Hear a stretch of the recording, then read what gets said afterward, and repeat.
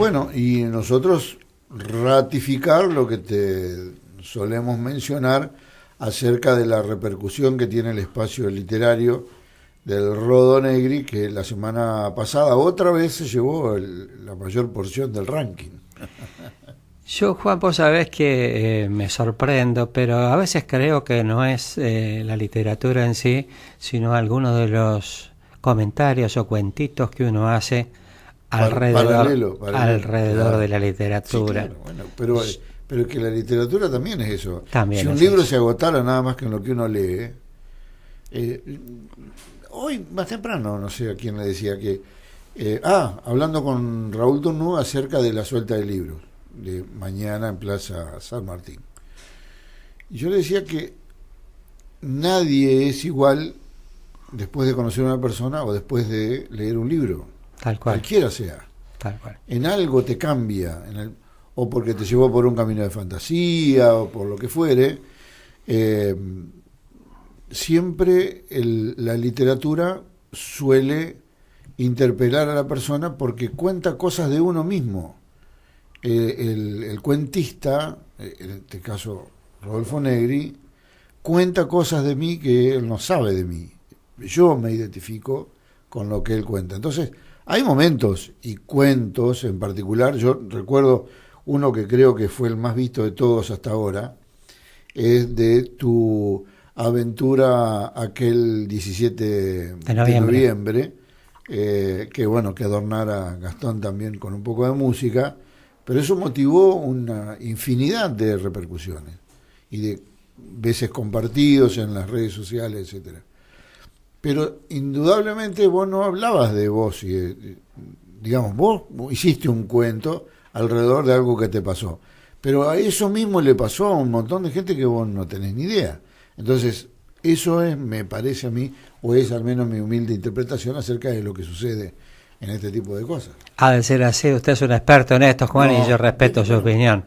Pero te cuento que en la semana fue una catarata de consultas sobre experiencias y personajes que yo normalmente no cuento, porque parece como que uno en algunos casos se quiere dar un lustre que en realidad no tiene, porque el mérito no es de uno, son muchas veces las circunstancias de la vida que lo colocan en determinados lugares. El otro día me consultaban quién era el personaje de los que había nombrado con más fuerza, y haciendo memoria te podría contestar dos cosas. Le podría contestar a quien me consultaba dos cosas.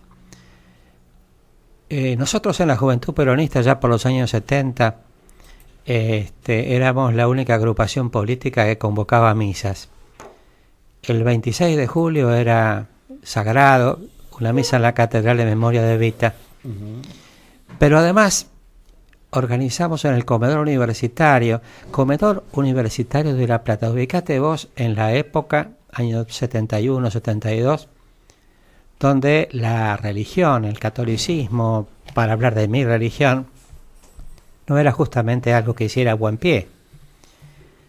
Nosotros organizamos no una misa porque no había Eucaristía, sino una celebración en el Comedor Universitario de La Plata, a cargo de un sacerdote amigo que sí transmitía una fuerza increíble y que se llamaba Carlos Mujica. El padre Mujica convocó en el patio del comedor universitario a más de 3.000 estudiantes a escuchar su disertación, y en la oportunidad me tocó a mí ser un poco el presentador y el monaguillo de ese evento, y te puedo asegurar que la fuerza que transmitía el padre Mujica en su discurso, el convencimiento con que hablaba, era contagioso, era realmente tocaba. El centro de su no sé si llamarle homilía, porque te digo, no era una misa, era que había que salvar a los ricos, no salvar a los pobres. Había que salvar a los ricos y por eso había que quitarle sus bienes para que pudieran entrar en el paraíso. Un argumento que yo era la primera vez que escuchaba, pero que me pareció notable. Y él no decía despojemos al enemigo, sino salvemos al rico, porque por el camino que va directo al infierno. Bueno, días pasados creo que contigo compartimos un audio acerca de la actividad política, ¿no? Tal cual, de Lorenzo Pepe. De Lorenzo Pepe. Otro recordado personaje. Bueno, y lo que pasa es que hay cosas que no logramos reconocer, tal vez porque no nos preocupamos en buscar el porqué. Y Marcelo Martín ha respondido ese porqué, que tiene que ver con lo que vos estás diciendo, acerca, no es un mérito mío. Dice Marcelo Martín lo siguiente: ¿qué hacemos con los elogios? Es un joven de aquí de Concepción del Uruguay que ha hecho, se ha vuelto un especialista en coaching ontológico. Dice, no aceptar los elogios se ha vuelto una cuestión de educación. Nuestra sociedad no está bien vista, en nuestra sociedad no está bien visto creer merecerlos. Aunque pensemos que nuestro trabajo está bien, si alguien nos lo confirma, nos ponemos el traje de la falsa modestia y empequeñecemos nuestro trabajo. No es para tanto, era fácil. Lo que está bien es lo tuyo. Las normas de educación están pensadas para hacer sentir cómodo a nuestro interlocutor. Es como el que dice, en realidad, yo no me caso para hacer feliz al otro, me caso para ser feliz yo. Pero uno tiene que reconocerlo a eso. Entonces dice, la respuesta la sabemos porque a todos alguna vez nos han cortado en 1000 pedazos algo franco y lindo que decimos. No es una sensación cómoda, es como un menosprecio a nuestro punto de vista. Elogiar, sinceramente, es dar nuestra opinión. Si no se acepta, parece que nos sugieren que no es válida o que hay una intención oculta, y entonces nos viene a la cabeza algo así como se piensa que le estoy diciendo esto para conseguir algo. En definitiva, uno termina bombardeando a quien lo elogia. Entonces, es una sugerencia a recibir el elogio con cierta gratitud, decir gracias y en todo caso seguir de largo. Yupanqui, que lo estamos repitiendo esta mañana, todas las mañanas y las tardes en el programa de Antonio Tarragorros, dice que alguien le pidió más fuerte. Dice, yo no sé responder a eso, porque hasta acá llego, yo hasta ahí llego. Si vos querés escuchar mejor, hace silencio. Brillante, brillante. Otra de las consultas que la gente, que los amigos, que los conocidos y no conocidos me hacían, era si había conocido a Néstor Kirchner. Y sí, nosotros éramos la rama universitaria de la Juventud Peronista de La Plata, que se llamaba Federación Universitaria de la Revolución Nacional. Cuando yo comencé a militar en la Facultad de Derecho, el responsable de la agrupación en la Facultad de Derecho, digo agrupación porque era una federación, juntaba de todas las facultades, era el compañero Carlos Kunkel. Al año siguiente lo reemplazó el compañero Marcelo Fuentes, y los nombro porque son gente conocida que sale en los medios. Sí. Y a Marcelo Fuentes Fuentes, hoy el presidente de la bancada. Tal cual, de senadores. Uh-huh. Y Carlos Kunkel fue un diputado destacado. Sí. Gran armador. El que lo sucedió a Marcelo Fuentes fui yo. Mira. Y entre los militantes que tenía la agrupación, a mi cargo, estaba Néstor Kirchner. Y Néstor Kirchner no era ni el más destacado ni el menos destacado. Entre las anécdotas que siempre recuerdo es un trabajo suyo que hizo, ya le preocupaba por aquel entonces el tema económico, sobre Del TEC Internacional. Del TEC Internacional era la casa matriz de lo que eran los frigoríficos Swift en Berisso, y estaba doblando con las puertas, como decimos en el ambiente automovilístico, y querían despegar a la casa matriz que estaba en el exterior de lo que pasaba en la local para dejar a los acreedores sin su debida recompensa. El brillante estudio que hizo Néstor justamente justificaba jurídicamente por qué no debía ser así. Yo dejé de verlo, creo que la última vez que lo vi a Néstor por aquel entonces fue en el año 74, cuando Perón echó a la tendencia de la Plaza de Mayo. Nosotros ya nos habíamos ido de la Juventud Peronista hacía tiempo, y estábamos, me acuerdo, también con Marcelo Fuentes, con mi hermano, que era fundador de esta Federación Universitaria de la Revolución Nacional, con Néstor y con Cristina, en las arcadas del Cabildo, y desde allí vimos, no te digo que con tristeza, cómo se retiraba la enorme columna de la gente de la tendencia de la Plaza de Mayo. Pasaron los años, pasaron muchos años, y el reencuentro fue acá, en Concepción del Uruguay, cuando el intendente Laurito lo invitó al precandidato Néstor Kirchner a dar una charla en el Consejo Deliberante.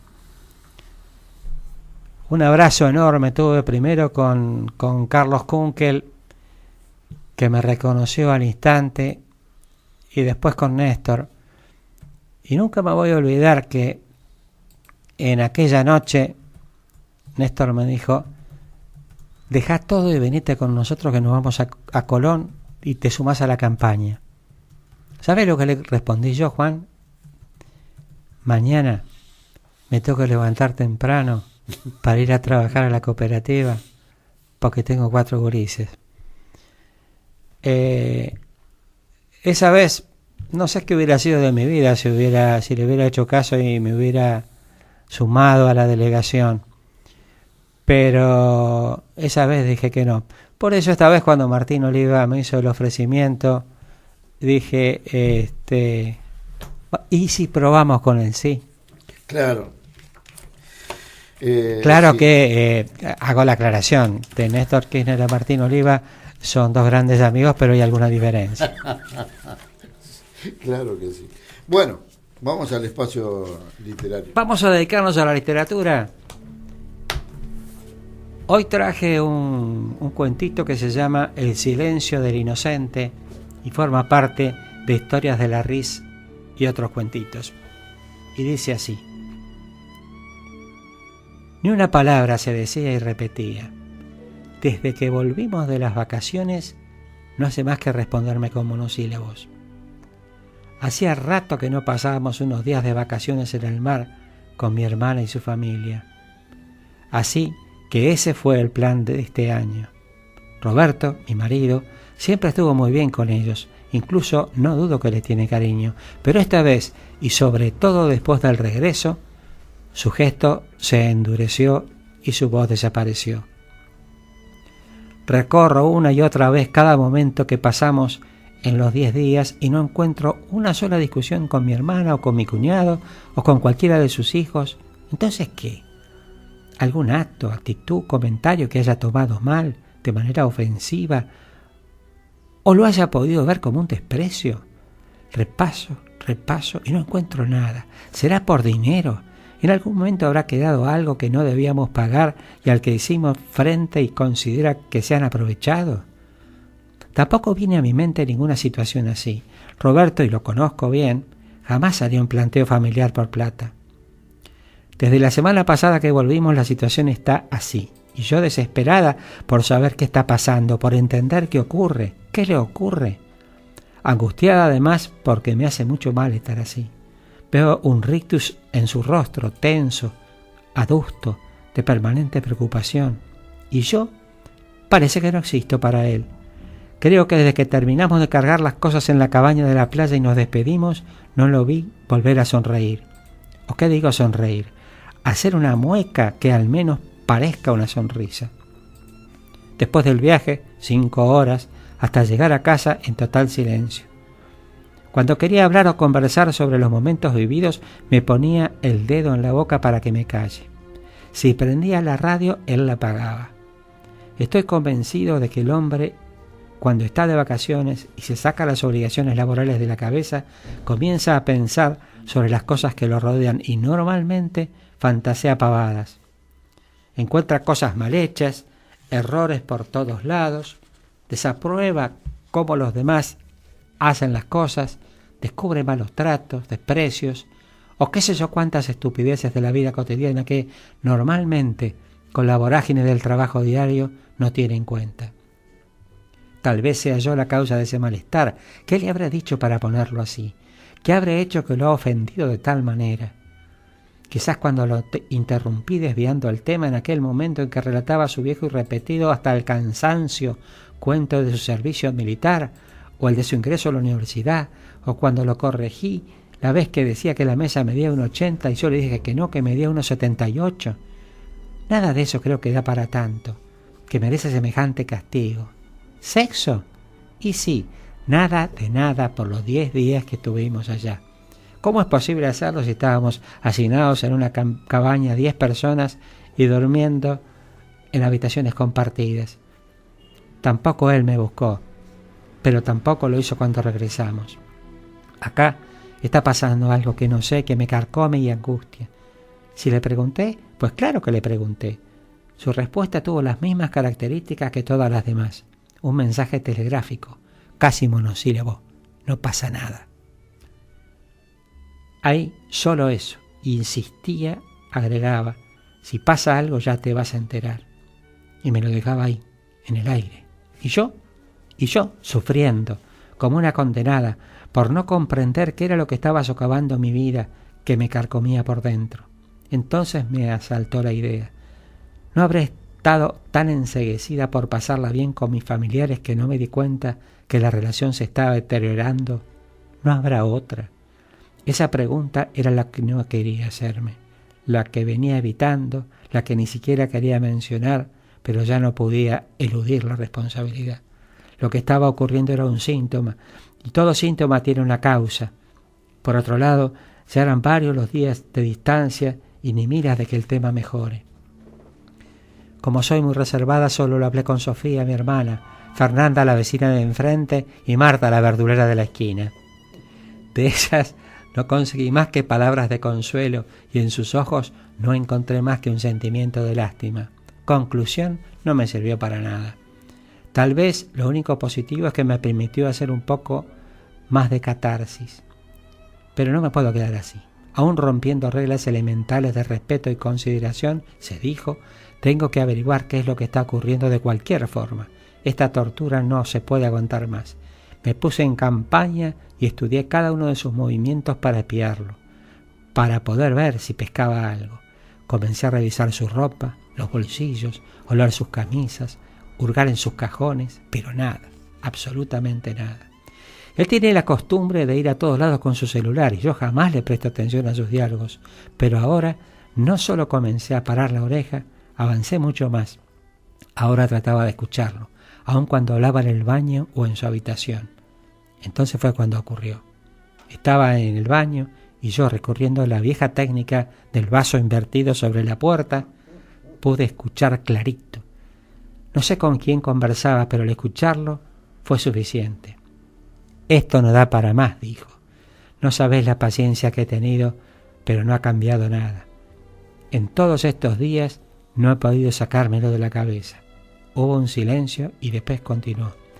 Claro que hablé con especialistas, pero te cuento, visité a 2 y son puro discurso y con discursos no se arreglan las situaciones. Y yo no puedo seguir preocupándome así. ¿Sabés cómo me afectan estas cosas? Fue un martirio tener que soportarla durante todo el camino de regreso de las vacaciones. ¿Qué es esto? ¿De qué habla? ¿Habrá ido a psicólogos? ¿Cómo jamás me dijo nada? ¿Un martirio de soportarme? El tema es conmigo, ya no me quedó duda. Por otro lado, siguió, ya tengo pensado, y te lo anticipo como primicia, la voy a dejar, la voy a cambiar, pateo al tablero.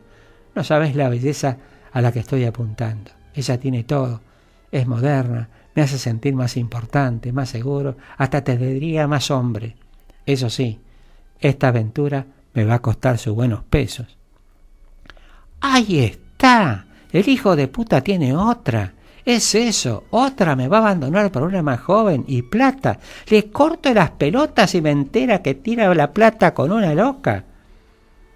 Te digo, siguió, que con la vieja hasta acá llegué. Hice todo lo posible. Ahora que se la banque el que la baraje. Viejos, viejos serán los trapos, la puta que te parió la gran siete, pero por Dios, tantos años y no sé con quién estuve. Me abandona. ¿Qué voy a hacer con mi vida?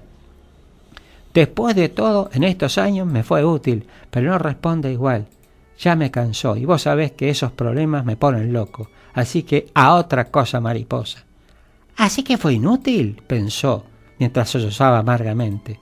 Turro de mierda, te cansé, te di mi amor, lo mejor de mí, mi juventud, los mejores años de mi vida, y solo sos capaz de decir que te fui útil. ¿Acaso te crees que vos respondés igual, que para vos los años no han pasado? Tan fácil das un portazo, desagradecido, insensible, decirte hijo de puta es generoso para vos. Y siguió. Por otro lado, la puta falla aparece solamente cuando paso los 130 kilómetros por hora. Solo se da en alta. Si el que la compra anda despacito, la camioneta no tiene problemas.